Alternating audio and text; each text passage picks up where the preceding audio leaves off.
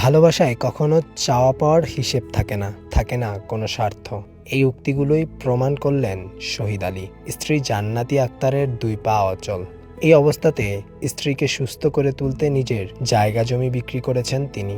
ভালোবাসার মানুষের জন্য নিজের শখের বাইকটাও বিক্রি করেছেন শহীদ। সবকিছু বিক্রি করে নিঃস্ব শহীদ আলী এখন স্ত্রীর খরচ জোগাতে চালাচ্ছেন রিক্সা। স্ত্রীর এমন অবস্থাতেও সারা জীবন পাশে থাকার কথা জানিয়েছেন তিনি। এর আগে আমি এর চিকিৎসার জন্য, জান্নাতের চিকিৎসার জন্য আমার জায়গা ছিল 12% জায়গা বিক্রি করি এবং আমার নিজস্ব একটা বাইক ছিল, যে বাইকটা দিয়ে আমি ঢাকায় রাইড শেয়ারে করতাম, সেটা দিয়ে আমাদের দিন চলতো। সেই বাইকটাও এক পর্যায়ে বিক্রি করে তার চিকিৎসা করি। আমাদের বিয়ে হয় 2017 সালে, 17-র একটু আগে হবে। হঠাৎ করে একদিন ওর গায়ে প্রচণ্ড জ্বর যখন টেস্ট নাপি, তখন 100+ জ্বর ছিল ওর গায়ে। তো 100+ যখন জ্বর থাকে তখন ওকে আমি তাৎক্ষণিক ওষুধ খাওয়াই, কিছু অ্যান্টিবায়োটিক, অথবা ফার্মেসিতে গিয়ে কথাবার্তা বলে তার জন্য ওষুধ কিনে নিয়ে আসার পর ওষুধ খাওয়ানোর পর 3 দিন থেকে 4 দিনের মাথায় জ্বর কমে না, কোনোভাবেই কমে না, শুধু বৃদ্ধি হয়। তখন আমি কি করলাম, একটা ডাক্তার দেখালাম। ডাক্তার দেখা টেস্ট করলাম, রক্ত টেস্ট করার পরে ডাক্তাররা আমাকে বললো যে ভাই, আপনার স্ত্রীর ব্লাডে ইনফেকশন আছে, আপনি ওষুধগুলো খাওয়ান, ঠিক হয়ে যাবে। ওষুধগুলো আমি 3 থেকে 4 দিন খাওয়াই।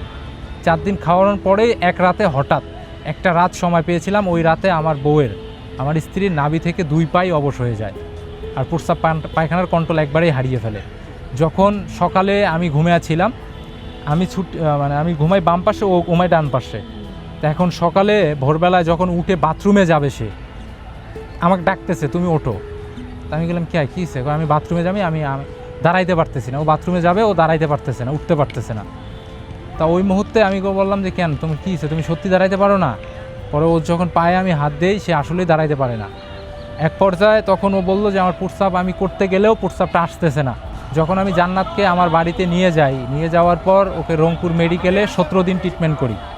17 দিন চিকিৎসা করার পর ওই জায়গা থেকে আমাদেরকে পাঠায় দেওয়া হয় সিআরপিতে, সাভার সিআরপিতে 2 মাস ছিলাম। 2 মাসে ওর চিকিৎসা করেছিলাম।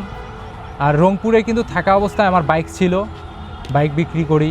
আমার জায়গা ছিল, জায়গা 12%, সেটাও বিক্রি করে তবু ওর চিকিৎসাটা করি। আর দুনিয়াতে ওর বাবা মা, শুধু ওরা 3 বোন ছিল, তার মধ্যে একটা বোন মারা গেছে, আর দ্বিতীয় বোন বেঁচে আছে। এ হচ্ছে বড়, সবার বড়। এখন ওর বাবা মা তো আগেই নাই, তারা মারা গেছে, অথবা তার দাদা যে আছে সেও মৃত্যুবরণ করছে গত 1 সপ্তাহ আগে। সেই দিক বিবেচনা করে আমি চিন্তা করলাম যে একে যদি এখন আমি দূর করে তাড়ায় দেই অথবা সরায় দেই, হয়তো আল্লাহ আমাকে কখনোই জায়গা দিবে না মাটিতে। কারণ জীবনের শেষ ঠিকানা আমি স্বামী। এখন আমি স্বামী যদি ওকে তুচ্ছ তাচ্ছ করে দূর করে তাড়ায় দেই, আমার বিবেক থেকে আমি মনে করি যে আমাকে আল্লাহ কখনো শান্তি দিবে না, সুখ দিবে না। তারপরে ওকে আমি শরীর ছুঁয়ে কথা দিয়েছিলাম যে আমি যতদিন বেঁচে থাকবো, আমার রক্ত বিক্রি হলেও তোমার চিকিৎসা এবং স্বাভাবিক জীবন এনে দেবো। আমি যেদিন দুনিয়া থেকে চলে যাব, তারপর থেকেই তুমি কিভাবে থাকবে না থাকবে সেটা একান্ত তোমার বিষয়, কিন্তু আমি যতদিন বেঁচে থাকবো, আমি তোমাকে কখনো কষ্টতে থাকতে দেব না। এতে আমার ভিক্ষা করতে হলে আমি ভিক্ষা করব, মানুষের কাছে হাত পাততে হলে আমি পাতব, কারণ সে আমার স্ত্রী। সে আমাকে 10টা বছর নিজে কষ্ট করছে এবং নিজের শখ আহ্লাদ সব ত্যাগ করে সে আমার ঘরে আসছে। আমি চাই না আমার বউ এখন আর কষ্টতে থাকুক। এখন গত 7 মাস থেকে ওর স্পাইনাল কর্ড ইনজুরিতে সে আক্রান্ত। এখন তার সবচেয়ে জরুরি হচ্ছে চিকিৎসা, ফিজিওথেরাপি।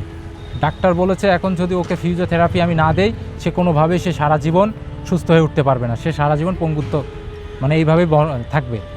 এখন আমি দেশবাসীর কাছে এটাই বলতে চাই যে যার যতটুকু সামর্থ্য আছে সেই জায়গা থেকে আমাদের পাশে একটু দাঁড়ান। ডাক্তার বলছে এটা আনলিমিটেড, এটা আপনার 6 মাসও লাগতে পারে এবং 18 মাসও লাগতে পারে। যতদিন এই রুগীটা সুস্থ স্বাভাবিক জীবনে না ফেরে, ততদিন তাকে থেরাপি দিতে হবে। প্রতিটা থেরাপির মূল্য দিচ্ছে আপনার 1200 টাকা করে। আর প্রাইভেটে যদি যাই তাহলে প্রত্যেকটা থেরাপির দাম পড়তেছে 3500 থেকে 4000 টাকা প্লাস, ডে এবং নাত, 24 ঘন্টা 3500 টাকা করে আমাকে দিতে হবে থেরাপিস্টকে। আমি চালাচ্ছি অটোরিক্সা, মালিক ভাড়া দিতে হয় 450 টাকা, আমার অটোরিক্সার জমা 450 টাকা। এখন আমার ইনকাম করতে হয় 1000 থেকে 1200 টাকা, তবু কষ্ট হয়ে যায়। 450 টাকা জমা দিলে আমার 800 থেকে বড় জোর 1000 টাকা আমি চালান করতে পারি। এখন আমি যদি একটা থেরাপি 1200 টাকা দেই, সেক্ষেত্রে আমি যে সকালে ভাত খাবো অথবা রাত্রে যে আমার স্ত্রীকে 2 মুঠ খাওয়াবো সেটাও আমার সামর্থ্য থাকে না। এক পর্যায়ে মানে এক কথায় আমি নিঃস্ব। এখন আমার মানে অটো রিক্সা চালায়া আমার সংসার কোনোভাবেই চলে না। আমি 1000 টাকা ইনকাম করলে আমার স্ত্রীকে 1200 টাকা দিয়ে থেরাপি দিতে হয়, যেটা আমার পক্ষে কোনোভাবেই সম্ভব হচ্ছে না। তাই আপনাদের কাছে আসা অথবা আপনাদেরকে বলা।